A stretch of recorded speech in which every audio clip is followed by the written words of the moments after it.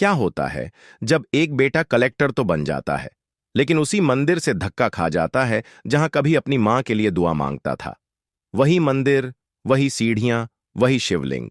लेकिन इस बार उसके साथ कोई और था, उसका बच्चा और उसकी पत्नी। जैसे ही उसने मंदिर में कदम रखा, एक पुजारी बाहर आया, उसे रोका और धक्का देकर बोला, भगवान के घर में उसकी ही जगह है जो अपने मां बाप का हुआ हो। वो कलेक्टर चौंक गया। बोला, आप मुझे जानते नहीं, मैं इस जिले का डीएम हूं। लेकिन पुजारी ने जो कहा, उसने उसके पूरे रुतबे को एक ही पल में बेईमानी कर दिया।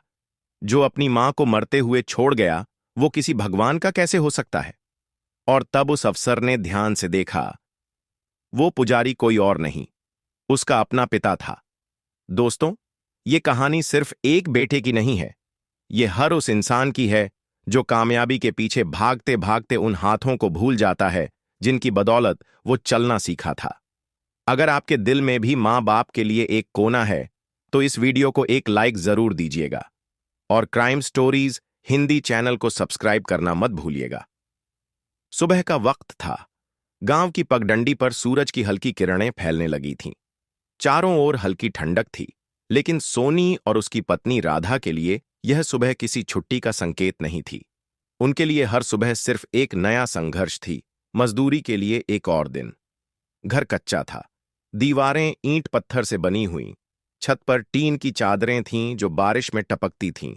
लेकिन इसी घर में उनकी पूरी दुनिया बसती थी, उनका बेटा शिवम। शिवम अब भी 12वीं में पढ़ रहा था।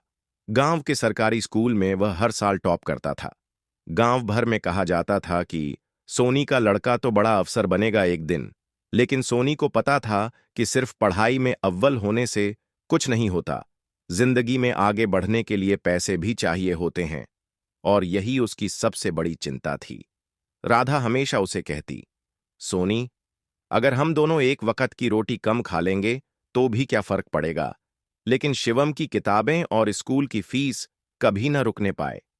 सोनी और राधा सुबह सुबह पास के कस्बे की ओर निकल जाते थे, जहां एक निर्माण स्थल पर उन्हें ईंट ढोने का काम मिला था। दिन भर पसीना बहता, बदन थक जाता, पर शाम को घर लौटते समय जब शिवम उन्हें अपनी किताबों की बातें बताता, तो सब दर्द दूर हो जाता। एक दिन की बात है, सुबह जल्दी ही वे दोनों मजदूरी पर निकले थे। शिमला के पास एक नया होटल बन रहा था, वहीं काम मिला था। चौथी मंजिल तक ईंटें चढ़ानी थीं। राधा सिर पर तसला उठाए धीरे धीरे चढ़ाई चढ़ रही थी। तभी उसका पांव फिसला, एक चीख निकली और वह सीधी नीचे गिर गई। सिर पर जो तसला था, वही ईंटें उसके सिर पर आ गिरीं। साथ के मजदूरों ने चिल्लाना शुरू किया, देखो देखो, बहन गिर गई। सोनी दौड़ता हुआ नीचे आया। उसकी आंखों के सामने उसकी पत्नी लहूलुहान पड़ी थी। उसकी सांसें चल रही थीं, लेकिन बदन में कोई हरकत नहीं थी। बिना समय गंवाए किसी की गाड़ी रोककर सोनी ने उसे शिमला के सरकारी अस्पताल पहुंचाया। वहां डॉक्टर ने जांच के बाद कहा, चोट गहरी है, सर में लगी है, आधा शरीर लकवाग्रस्त हो चुका है। अब ये कभी ठीक होगी या नहीं, कुछ कह नहीं सकते। अब इनकी देखभाल अच्छे से करनी होगी। यह सुनते ही सोनी के पैरों तले जमीन खिसक गई। जो राधा सुबह उसके साथ ईंटें चढ़ा रही थी, वह अब बिस्तर पर पड़ी थी। बोल नहीं पा रही थी, हिल नहीं पा रही थी, बस आंखें झपका रही थीं। खबर मिलते ही शिवम भी भागा भागा अस्पताल पहुंचा। मां को देखकर फूट फूट कर रोने लगा। मां, मैं हूं यहां, देखो मां, बोलो कुछ। लेकिन राधा कुछ नहीं बोल सकी, बस उसकी आंखों से आंसू बहने लगे। शिवम की आंखों के सामने उसकी मां की सारी मेहनत, त्याग, तपस्या तैरने लगी। उसके भीतर एक संकल्प पैदा हुआ, अब मुझे हर हाल में कलेक्टर बनना है। अब किसी भी कीमत पर मैं इस परिवार को इस हालत में नहीं रहने दूंगा। डॉक्टर ने कुछ दिन बाद कहा, अब इन्हें घर ले जाइए।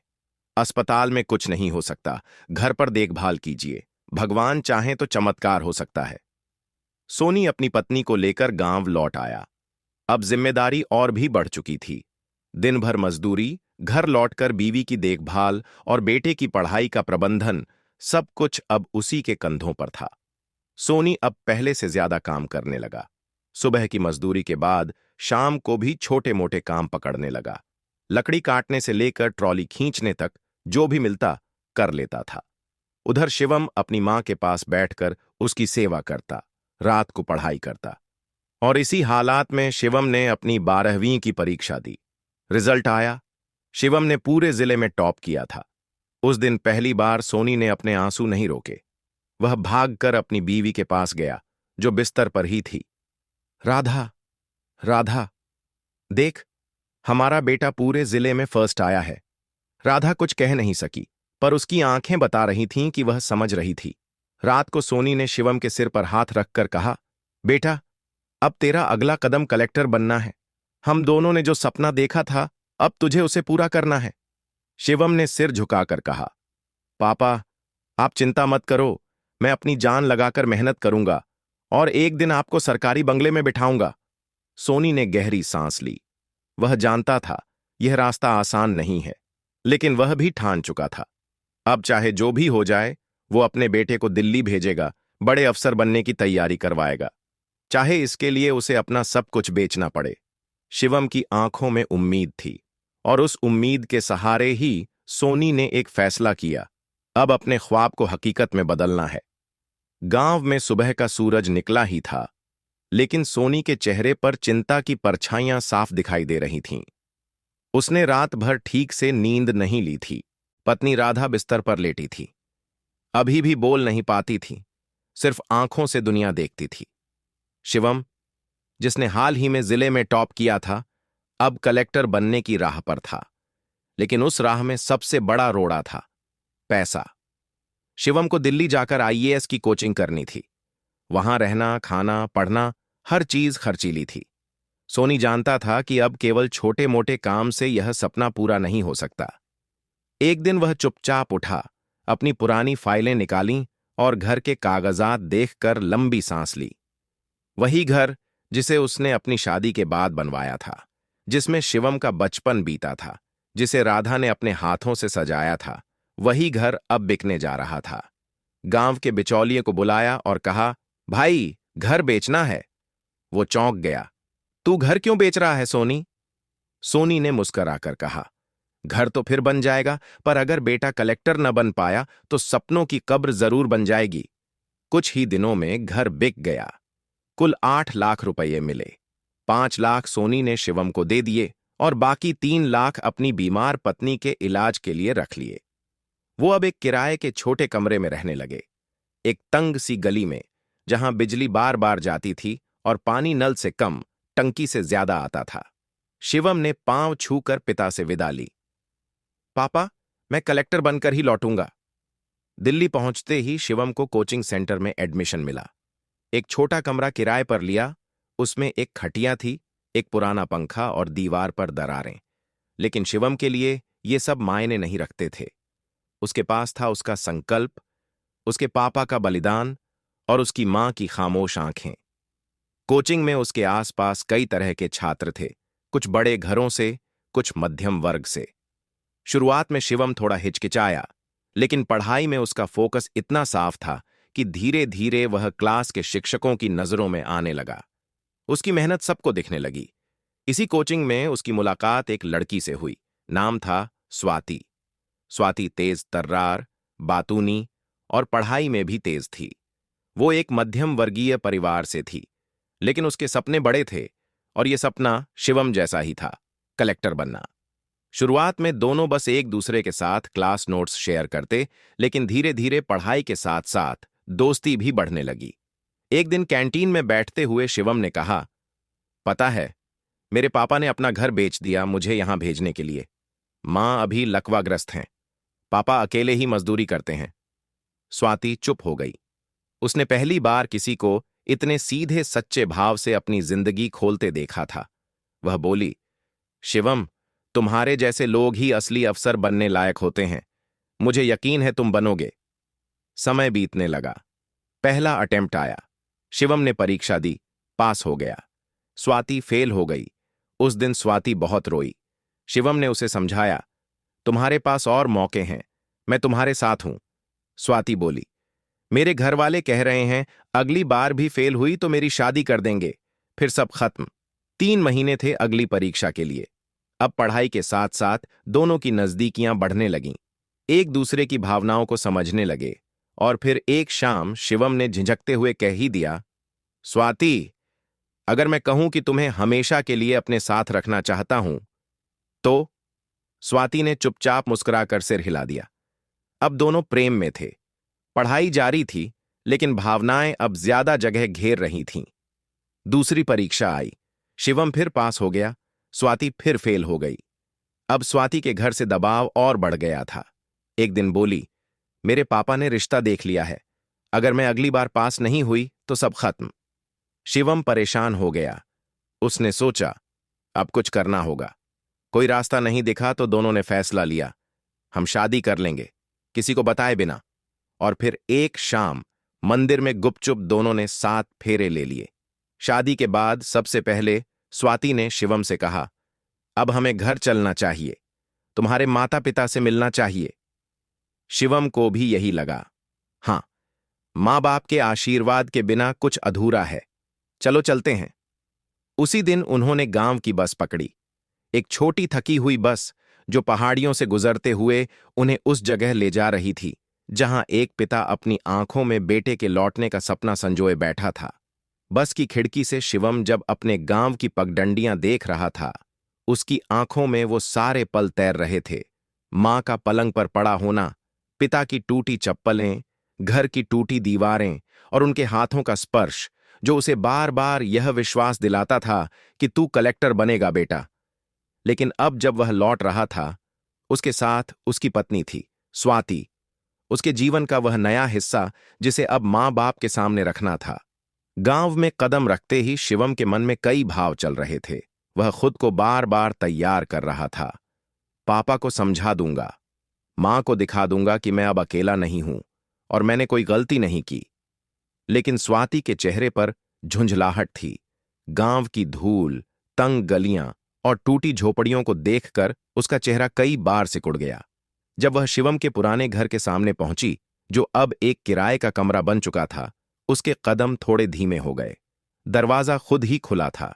शिवम ने अंदर जाकर देखा, मां वैसी ही लेटी थीं, एक ही करवट पर, शरीर पर पुरानी चादर पड़ी थी और कमरे में पेशाब की गंध फैली हुई थी। बिजली नहीं थी, पंखा चल नहीं रहा था और दीवारों से सीलन टपक रही थी। स्वाति ने नाक सिकोड़ी। उसके चेहरे पर परेशानी साफ दिख रही थी। शिवम दौड़कर मां के पास गया। मां देखो, मैं आ गया हूं, और ये देखो, ये मेरी पत्नी है, तेरी बहू। राधा ने धीरे से आंखें खोलीं। वही गहराई, वही ममता, लेकिन अब आवाज नहीं थी। आंसू जरूर थे। स्वाति ने पैर छुए, लेकिन वह अंदर से हिल चुकी थी। बाहर आते ही वह बोली, शिवम, ये क्या हालत है? यहां कोई कैसे रह सकता है? ये तो नर्क है। तुम्हारे पापा कैसे रहते हैं यहां? शिवम सन्न रह गया। बोला, ये वही नर्क है जहां मेरे मां बाप ने मुझे इस लायक बनाया, जहां उनकी सांसें रुकीं, लेकिन मेरी पढ़ाई नहीं रुकी। स्वाति चुप हो गई, लेकिन उसका चेहरा बोल रहा था कि यह जीवन उसे नहीं भा रहा। शाम तक सोनी भी आ गया। उसे देखते ही शिवम दौड़कर गले लग गया। पापा, देखो, मैं आ गया, और ये स्वाति है, मेरी पत्नी। सोनी ठिठक गया। पहले कुछ नहीं बोला, फिर आंखों में हल्की मुस्कान लाकर बोला, बेटा, तू खुश रह। अगर तेरे फैसले में सुख है तो हम भी सुखी हैं। रात को तीनों एक साथ बैठे। मोमबत्ती जल रही थी। शिवम ने पूरी कहानी बताई, कैसे स्वाति से मिला, कैसे उसकी मजबूरी थी और क्यों उसने शादी का फैसला जल्दी में लिया। सोनी चुपचाप सुनता रहा। अंत में बोला, बेटा, मां की तबीयत बहुत बिगड़ती जा रही है। डॉक्टर ने कहा है कि अगर ऑपरेशन 1 महीने के अंदर हो जाए तो शायद वो ठीक हो सकती है। खर्चा 3 लाख है। जो पैसे बचे थे वो मैंने संभाल कर रखे हैं। शिवम ने सिर हिलाया। पापा, हम जल्दी दिल्ली लौटेंगे। मेरी फाइनल परीक्षा बस आने ही वाली है। उसके बाद मैं कलेक्टर बन जाऊंगा। फिर हम मां का ऑपरेशन करवा देंगे। रात को जब सब सो गए, स्वाति और शिवम बाहर चारपाई पर लेटे थे। स्वाति ने धीरे से पूछा, क्या तुम्हारे पापा के पास वो 3 लाख अभी भी हैं? शिवम ने जवाब दिया, हां, वही तो मां के ऑपरेशन के लिए रखे हैं। स्वाति ने कहा, अगर हम दिल्ली जाकर फिर से पैसे की जरूरत पड़ी तो? शिवम ने मुड़कर उसकी ओर देखा। तो कुछ और काम करूंगा, लेकिन वो पैसे नहीं लूंगा, वो मां के लिए हैं। स्वाति चुप रही, लेकिन उसकी आंखों में कोई और ही गिनती चल रही थी। अगले दिन दोनों दिल्ली लौट गए। जाते समय शिवम ने मां के माथे को चूमा और बोला, जल्दी लौटूंगा मां, तब तेरा ऑपरेशन करवा दूंगा। तू फिर चलेगी, हंसेगी और मेरे साथ फोटो खिंचवाएगी जैसे पहले। राधा कुछ नहीं बोली, आंखों से आंसू बहते रहे, बस चल पड़ी। शिवम पीछे मुड़कर देखता रहा। उसकी मां, उसका घर और उसका अतीत धीरे धीरे सब धुंधला होता जा रहा था। लेकिन उसे नहीं पता था कि अब उसका भविष्य एक नई परीक्षा की ओर बढ़ रहा है, जिसमें सिर्फ कागज पर नहीं, आत्मा पर भी सवाल उठाए जाएंगे। दिल्ली लौटने के बाद शिवम एक बार फिर अपनी पढ़ाई में जुट गया। अब सिर्फ एक आखिरी परीक्षा बची थी, इंटरव्यू। ये वही अंतिम पड़ाव था जहां से निकलकर वह सीधे अपने सपने की गली में कदम रखता। कलेक्टर बनना अब बस कुछ सवालों की दूरी पर था। शिवम का ध्यान पूरी तरह से पढ़ाई पर केंद्रित था। लेकिन स्वाति अब पहले जैसी नहीं रही थी। शादी के बाद उसका व्यवहार धीरे धीरे बदलने लगा था। वह छोटी छोटी बातों पर चिढ़ जाती, दिल्ली के कमरे की तंगी उसे परेशान करती और गांव के दिनों की याद आते ही वह मुंह बना लेती। शिवम फिर भी सब कुछ सहता, क्योंकि उसके मन में एक ही लक्ष्य था, सफल होना और अपने माता पिता का सपना पूरा करना। एक दिन जब शिवम कोचिंग से लौटा तो देखा स्वाति कमरे में चुपचाप बैठी थी। उसकी आंखें लाल थीं और चेहरा तनाव से भरा हुआ। शिवम घबरा गया। क्या हुआ, सब ठीक है? स्वाति ने आंसू पोंछते हुए कहा। मेरे पापा का फोन आया था, उन्होंने मुझे बहुत अपशब्द कहे, कहा कि मैंने उनके 3 लाख रुपए बर्बाद कर दिए। मैंने उनसे पढ़ाई के लिए मांगे थे, अब वह बार बार ताना मारते हैं, मुझे अपने घर बुला रहे हैं। शिवम थोड़ी देर चुप रहा, फिर बोला, तो क्या कर सकते हैं अब? स्वाति बोली, मुझे उनके पैसे लौटाने हैं, मैं उनके एहसान के नीचे नहीं रह सकती, मुझे 3 लाख की जरूरत है। शिवम का माथा ठनका। उसकी आंखों के सामने मां का चेहरा आ गया, बेबस, बेजान, बिस्तर पर पड़ी हुई, और पिताजी की आवाज जो कहती थी, 3 लाख हैं, तेरी मां के ऑपरेशन के लिए रखे हैं। उसने धीरे से कहा, स्वाति, अभी पैसे नहीं हैं, वही पैसे मां के इलाज के लिए रखे हैं। अगर उनका ऑपरेशन नहीं हुआ तो शायद। तो क्या मैं तुम्हारे लिए जरूरी नहीं हूं? स्वाति की आवाज तेज हो गई। तुम अपनी मां के लिए सब कुछ कर सकते हो, लेकिन मेरे लिए नहीं।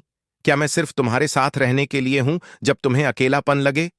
शिवम अचंभे में था। उसे लगा जैसे कोई उसके ऊपर से जमीन खींच रहा हो। वो बोला, ऐसी बात नहीं है। तो फिर कर दो इंतजाम 3 लाख का, नहीं तो मैं वापस चली जाऊंगी। और स्वाति पलंग पर मुंह ढककर रोने लगी। शिवम पूरी रात छत ताकता रहा। उसका मन विचलित था। उसने कभी सोचा नहीं था कि जिस लड़की को उसने अपने जीवन का हिस्सा बनाया, वो इस तरह से उसे मां बाप के खिलाफ कर देगी। अगली सुबह उसने पिताजी को फोन किया, पापा, मुझे कुछ पैसों की जरूरत है, इंटरव्यू की फीस है, जरूरी है। पिता ने एक पल को चुप होकर कहा, कितने पैसे बेटा? 3 लाख। पिता ने लंबी सांस ली। बेटा, ये वही पैसे हैं जो तेरी मां के इलाज के लिए रखे थे, लेकिन अगर तुझे जरूरत है तो ले ले। जब तू अफसर बन जाएगा तो तेरी मां को फिर से इलाज करवा लेंगे। वक्त शायद थोड़ा निकल जाए, लेकिन उम्मीद बनी रहेगी। शिवम की आंखें भर आईं। उसने कुछ नहीं कहा, बस धन्यवाद पापा कहकर फोन काट दिया। वो पैसे उसी दिन आ गए। शिवम ने वो पैसे स्वाति को दे दिए। स्वाति ने उन्हें लिया और एक हल्की सी मुस्कान दी, लेकिन वो मुस्कान अब शिवम को अपनेपन की नहीं, किसी गहरे छल की लगी। उस रात शिवम देर तक जागता रहा। उसने खुद से सवाल किए, क्या मैं अपनी मां के साथ विश्वासघात कर रहा हूं? क्या मेरा सपना इसी मोड़ पर खुद को खो देगा? लेकिन जब अगली सुबह आई तो वह फिर से अपने नोट्स में डूब गया, क्योंकि उसके सामने अब आखिरी दरवाजा था, इंटरव्यू। इंटरव्यू का दिन आया। शिवम ने नए कपड़े पहने। हाथ में पापा का दिया हुआ पुराना पेन था, जिसे वो हर परीक्षा में लेकर जाता था। उसने खुद से कहा, यह आखिरी पड़ाव है, अब पीछे नहीं देखना। इंटरव्यू बोर्ड ने उसे कई कठिन सवाल पूछे, सामाजिक मुद्दों पर, ग्रामीण समस्याओं पर, नीति और प्रशासन पर, और शिवम ने हर जवाब आत्मविश्वास से दिया। वह जानता था उसके पीछे वो माँ बाप हैं जिनकी आंखों में उसका अवसर बनना ही आखिरी सपना है। इंटरव्यू खत्म हुआ। बाहर निकलते ही उसने स्वाति को फोन किया। मैंने अच्छे से दिया, मुझे लगता है इस बार हो जाऊंगा। स्वाति ने कहा, अच्छा है, अब जल्दी से रिजल्ट आ जाए। कई दिन बीते, फिर रिजल्ट का दिन आया। शिवम दौड़ता हुआ कोचिंग सेंटर गया जहां बड़ी स्क्रीन पर नाम दिखाए जा रहे थे। वह रुका, गहरी सांस ली और जब सूची देखी तो वहां उसका नाम था। वह पास हो गया था। वह अब कलेक्टर बन गया था। उसका सपना, उसके मां बाप का सपना पूरा हो गया था। लेकिन यही वो दिन भी था जब उसका भीतर सबसे ज्यादा खाली था, क्योंकि उस सपने तक पहुंचने में उसने जिनका बलिदान लिया था, आज वो उससे सबसे दूर हो चुके थे। शिवम अब कलेक्टर बन चुका था। उसका सपना पूरा हो गया था। वो सपना जिसे उसकी मां ने आंखों में संजोया था, जिसे उसके पिता ने मजदूरी करके सींचा था और जिसे शिवम ने पसीने और आंसुओं से लिखा था। लेकिन अब उस सफलता के शिखर पर खड़ा होकर भी उसका दिल अंदर से हल्का नहीं था, बल्कि भारी था, अजीब सी बेचैनी से भरा हुआ। शिवम ने सबसे पहले फोन अपने पिता को किया। दिल धड़क रहा था, उंगलियां कांप रही थीं। जैसे ही कॉल लगा, उधर से थकी हुई आवाज आई। हां बेटा। पापा, मैं कलेक्टर बन गया हूं। कुछ सेकंड तक खामोशी छाई रही, फिर उधर से आवाज आई। सच में बेटा, तू बन गया? भगवान की बड़ी कृपा है। और फिर वहीं फोन पर ही आवाज कांपने लगी। तेरी मां भी आज खुश होती बेटा, बहुत खुश। शिवम बोला। पापा, मां कैसी हैं? क्या अब ऑपरेशन? पिता ने लंबी सांस ली। तेरी मां अब नहीं रही बेटा, 2 महीने पहले ही चली गई। शिवम का बदन सुन्न पड़ गया। आंखें खाली हो गईं। मुंह से आवाज नहीं निकली। उधर से पिता कह रहे थे, तू तो फोन भी नहीं करता था, हमने तुझे परेशान नहीं करना चाहा। सोचा जब बनेगा तब बताएंगे, लेकिन अब बताने को कुछ बचा नहीं। शिवम फर्श पर बैठ गया। आंखों से आंसू बहने लगे, लेकिन अब उस रोने में कोई आवाज नहीं थी, बस पछतावे की चुप चीख थी। पापा, आपने बताया क्यों नहीं? क्या बताता बेटा? जिस बेटे के लिए जान लगा दी, वो तो अब खुद की जिंदगी में व्यस्त हो गया था। सोचा शायद ये भी जरूरी था। उस रात शिवम ने कुछ नहीं खाया। स्वाति ने खाना बनाया, लेकिन शिवम ने मना कर दिया। वह छत पर जाकर बैठ गया, जहां एक सन्नाटा था, जिसमें मां की परछाई घूम रही थी। उसकी यादें, उसका सिर सहलाना, उसकी आंखों का प्यार, अब बस यादें थीं। उसने खुद से पूछा, क्या मैं वाकई सफल हो गया हूं? सुबह उठते ही वह गांव जाने का मन बना बैठा। उसने स्वाति से कहा, मैं पापा से मिलने जा रहा हूं। स्वाति बोली, अब क्यों? जब सब खत्म हो गया तब? क्या जरूरत है अब? शिवम ने उसे देखा गहरी नजर से, फिर कुछ नहीं कहा, बस निकल गया। गांव पहुंचा तो वहां सब कुछ बदल चुका था। पुराना कमरा अब किसी और के कब्जे में था। पड़ोसी बोले, तेरे पापा मंदिर में रहते हैं, अब पुजारी बन गए हैं, बोलते हैं अब यही मेरा घर है। शिवम दौड़ता हुआ मंदिर की ओर गया। मंदिर के प्रांगण में सफेद धोती पहने, हाथ में झाड़ू पकड़े, माथे पर चंदन लगाए एक बुजुर्ग व्यक्ति फर्श साफ कर रहा था। वह कोई और नहीं, सोनी था, शिवम का पिता। शिवम धीमे धीमे पास गया। पापा। सोनी ने गर्दन उठाई, आंखों में शिवम को देखा, लेकिन कोई मुस्कान नहीं थी, कोई गर्मजोशी नहीं थी, सिर्फ एक गहरा सन्नाटा था। कौन है? सोनी ने पूछा। पापा, मैं शिवम। मुझे पापा मत कहो, अब तू अफसर है और मैं बस एक पुजारी। पापा, मुझे माफ कर दो। सोनी ने झाड़ू एक ओर रख दी और बोला, जब तेरी मां मर रही थी ना, तो सिर्फ तेरा नाम ले रही थी, आंखें दरवाजे पर टिकी थीं। शायद सोचती थी तू आएगा, लेकिन तू नहीं आया। शिवम फूट पड़ा। मैं गलत था, मुझे समझ नहीं आया, मैंने गलत किया पापा। सोनी चुप रहा, फिर बोला, अब पछताने से क्या फायदा बेटा? अब जिसकी आंखें बंद हो गईं, वो तुझे माफ कर भी नहीं सकती। लेकिन मैं तुझे दोष नहीं देता, शायद गलती मेरी थी। जो सपना देखा था उसमें रिश्तों की कीमत नहीं देखी। शिवम आगे बढ़ा और पिता के पांव पकड़ लिए। प्लीज पापा, वापस चलो मेरे साथ, हम तीनों साथ रहेंगे। सोनी ने उसके सिर पर हाथ रखा। मेरा जीवन अब यहीं का है बेटा। ये मंदिर, ये शांति और तेरा चेहरा, यही मेरी अंतिम पूंजी है। अब तू जा, अपने कर्तव्य पर ध्यान दे। शिवम वापसी के रास्ते में बिल्कुल खामोश था। बस की खिड़की से वो बाहर झांकता रहा, जैसे किसी अनदेखी सज्जा की सवारी कर रहा हो। घर लौटते ही स्वाति ने पूछा, मिल लिए अपने पिता से? हां। क्या बोले? उन्होंने कहा, अब उनका बेटा मर गया है। स्वाति चुप रही। शायद अब उसे भी लग रहा था कि वह कुछ ज्यादा ही आगे बढ़ चुकी है। शिवम अपने कमरे में गया, मां की एक पुरानी फोटो उठाई, दीवार से लगकर बैठ गया और बस बहुत देर तक आंखें बंद करके बैठा रहा। अब उसके पास सब कुछ था, पद, नाम, इज्जत, पैसे, लेकिन मां की ममता, पिता की गरिमा और अपने किए का प्रायश्चित, यही उसकी असली पूंजी बन चुकी थी। एक सुबह थी, मंगलवार का दिन। सूरज धीरे धीरे आसमान पर चढ़ रहा था। सरकारी बंगले में शिवम बालकनी में बैठा था। चेहरे पर कोई मुस्कान नहीं, आंखों में खोया हुआ अतीत।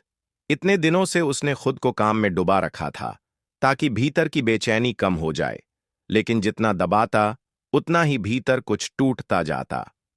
उस दिन स्वाति उसके पास आई, थोड़े कोमल स्वर में बोली, आज मंगलवार है, चलो मंदिर चलते हैं, बच्चे को भी ले चलते हैं, थोड़ा मन भी हल्का हो जाएगा। शिवम ने उसकी ओर देखा, कुछ पल सोचता रहा, फिर बिना कुछ बोले सिर हिला दिया। तीनों मंदिर के पास पहुंचे, वो मंदिर जिसके सामने कभी उसके पिता ने उसकी मां के इलाज की भीख मांगी थी, जहां शिवम खुद कभी माथा टेकने जाता था, मां के ठीक होने की मन्नतें मांगने। आज वही मंदिर, वही सीढ़ियां, लेकिन शिवम के कदम भारी थे। जैसे ही वे मंदिर की पहली सीढ़ी पर चढ़े, एक पुजारी तेजी से बाहर निकला, चेहरा धूप में तपता हुआ, हाथ में जलपात्र, माथे पर लाल तिलक। उसने सामने आकर शिवम को धक्का दिया, रुक जा, इस मंदिर में तेरे जैसे लोगों का प्रवेश वर्जित है। शिवम हक्का बक्का रह गया। स्वाति भी चौंक गई। तुम जानते हो ये कौन है? ये जिले के कलेक्टर हैं, अफसर हैं। पुजारी की आंखों में एक भी झलक नहीं बदली। उसने कहा, जो अपने मां बाप का नहीं हुआ वो भगवान का क्या होगा? जो मां के ऑपरेशन के पैसे अपनी बीवी को दे दे, जो पिता के फोन नहीं उठाए, जो अंतिम संस्कार तक पर न पहुंचे, वो भगवान की पूजा करने आया है। शिवम की सांसें रुक गईं, दिल की धड़कन जैसे उसके कानों में गूंज रही थी।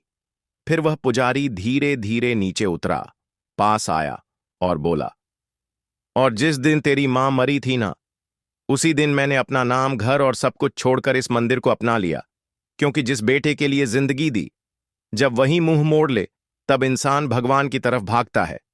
अब तू चला जा, ये जगह तेरे लिए नहीं है। शिवम के हाथ कांपने लगे। पापा, मुझे माफ कर दो। पुजारी की आंखें लाल थीं, पर आवाज शांत। पापा मत कहो, अब तुम अफसर हो और हम बस एक पुजारी। स्वाति ने बीच में टोका, आप ज्यादा बोल रहे हैं। आपकी कोई औकात नहीं है जो आप इस तरह बात करें। आपको क्या पता कि मैंने क्या सहा है? बस। शिवम का संयम अब जवाब दे गया। वो मुड़ा और पूरे जोर से स्वाति को 2 थप्पड़ जड़ दिए। स्वाति हक्की बक्की रह गई। मंदिर में खड़े लोग भी चौंक गए। शिवम की आंखों से आंसू बहने लगे। उसने सिर झुका दिया। पापा, गलती मेरी थी। मुझे अंदाजा भी नहीं था कि मैं कहां बह गया। मुझे माफ कर दो। मुझे फिर से बेटा बना लो।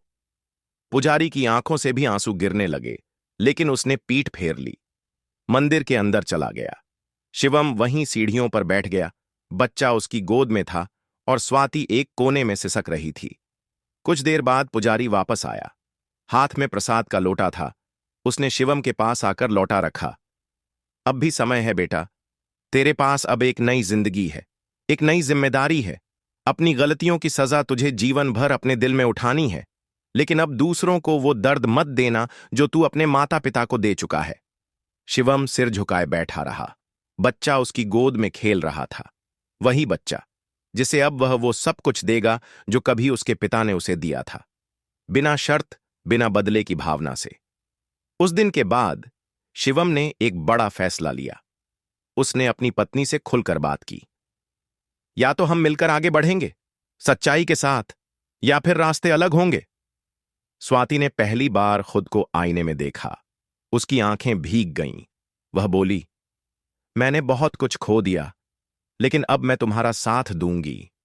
शिवम ने मंदिर के बाहर एक अस्पताल के निर्माण की योजना पास की और उस अस्पताल का नाम रखा राधा न्यास चिकित्सालय। यह अस्पताल उन माँ बाप के लिए था जो अपने बच्चों के लिए सब कुछ छोड़ देते हैं, और उन बच्चों के लिए जो वक्त रहते अपनी भूल समझ लें। कहानी खत्म नहीं हुई थी, पर अब उसका रास्ता बदल चुका था। अब वह अफसर नहीं, एक बेटा बन चुका था, और यही उसकी सबसे बड़ी जीत थी। अगर इस कहानी ने आपके दिल को छुआ हो तो नीचे कमेंट में जरूर बताइए कि इस सच्ची कहानी से आपको क्या सीख मिली। और ऐसे ही कहानियों के लिए जुड़े रहिए। हर हर महादेव।